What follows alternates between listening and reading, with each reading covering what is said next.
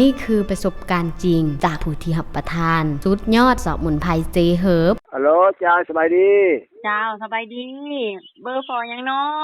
อันนี้พออุ้ยพ่ออุ้ยเห็นแล้วบ้านได้เสียพุ่นหินเมืองละงามแขวงสารวันโดยพ่ออุ้ยนี่กินสุดยอดสมุนไพรเจเฮิร์บนี่มันจะกล่องแล้วพ่อก็บัดกล่องนึง2ตัวเดียวนี่หั่นกินบ่ทันหมดโอ้หังก็ไปซื้อมาเนาะนั่นแหละโดยกล่องที่2นี่ก็ไปซื้อมื้อนี้ก็ซื้อมื้อเช้านี่โอ้โดย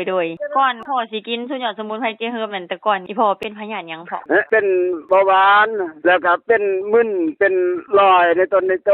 แล้วก็เป็นวินอีกเป็นนี่มะขลังโอ้เป็นหลายอย่างอยู่แล้วพ่อเนาะแม่นแหละเป็นหลายปานพยาธิของพ่อนี่หลายแล้วเป็นหลายปานนี้หั่นเฮ็ดเวียกเฮ็ดอันงานได้อยู่บ่พ่อโอ้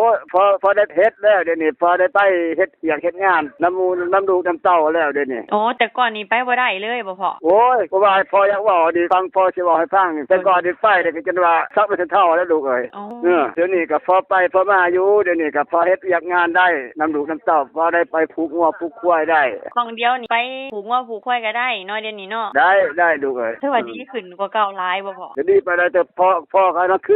คิดว่าดีอยู่โดยพี่พ่อฮู้จักกับสมุนไพรเจเฮิร์บนี่มาดนแล้วบ่จังได้ซื้อกินนี่ก็ดนเติบได้แล้วเขาว่าได้ยินนำข่าววิทยุว่าได้ยินข่าววิทยุว่าดีบ่นั่นแหละอาหารเจตุนอยู่ละงานในค้างไว้น้ำสันนี่ก็พ่อแล้วก็แต่งแม่จะไปซื้อมากินนั่นปล่อยมันก็ไข้แน่ไข้แล้วบัดนี้ห้อยพดแล้วก็แต่งแม่จะซื้ออีกโดยก็ว่าพอสมควรแล้วสุขภาพนี่ก็ว่าสมบูรณ์อยู่แล้วเดี๋ยวนี้อันนั้นแต่ก่อนนี่พอกลัวต้นโตเองนี่ก็ว่าหมดหลายเติบได้ลูกเอ้ยมาเศร้า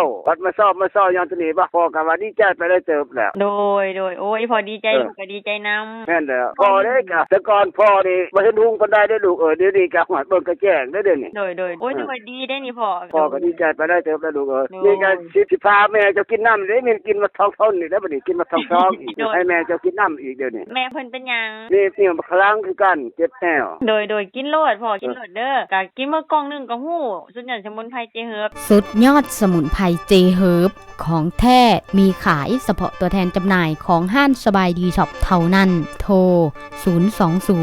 9627 9944